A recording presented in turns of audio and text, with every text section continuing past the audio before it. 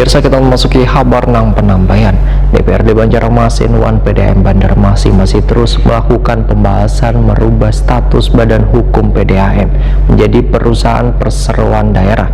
Adanya sekitar 1% modal milik pemerintah pusat ternyata menjadi pengganjal dibentuknya perubahan Badan Hukum PDAM untuk menjadi perusahaan perseroan daerah.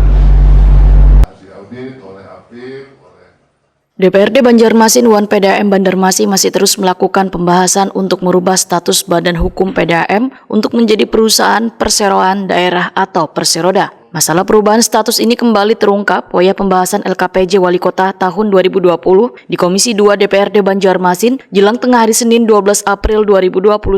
Direktur Utama PDAM Banjarmasin Insinyur Yuda Ahmadi, Waitakwani Prima TV memadahkan, adanya sekitar 1% modal milik pemerintah pusat ternyata menjadi pengganjal dibentuknya perubahan Badan Hukum PDAM untuk menjadi perusahaan perseroan daerah. Yuda Ahmadi berharap modal sekitar 1% milik pemerintah pusat di perusahaan milik pemerintah kota ini akan menjadi hibah. Belum jelasnya kedudukan modal milik pemerintah pusat dalam penyertaan modal di PDAM, ujar Yuda Ahmadi, akan menjadi ganjalan untuk kelanjutan pembahasan Raperda tentang perubahan status PDAM Banjarmasin ini. Yuda Ahmadi menjelaskan bila pansus Raperda ini meminta kejelasan status modal pemerintah pusat yang ada di PDAM Banjarmasin. Karena wahini di PDAM Banjarmasin kada hanya ada modal dari pemerintah pusat, namun ada juga modal yang berasal dari pemerintah Kota Banjarmasin dan pemerintah Provinsi Kalimantan Selatan.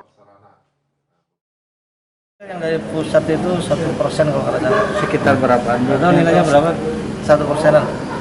1% tapi bisa mengganjal artinya. Nah itu yang bisa, itu katanya yang tadi disampaikan, makanya itu kita mau tindak lanjuti ke instansi yang lebih terkait yang mungkin ada kompeten yang menyatakan itu bahwa tidak masalah untuk diabaikan. Secara tulis ada itu, mereka akan lanjut.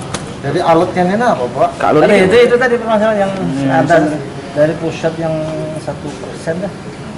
Itu berapa penyetar modal dari pusat kalau 1% itu nominalnya? Dikit Pak, makanya diabaikan, kita memang diabaikan. Memang secara lisan kemarin disampaikan oleh BPKP itu bisa diabaikan itu, tapi mereka minta ada surat bukti. Yuda Ahmadi berjanji akan berusaha menyelesaikan masalah ini ke pemerintah pusat supaya ada kejelasan.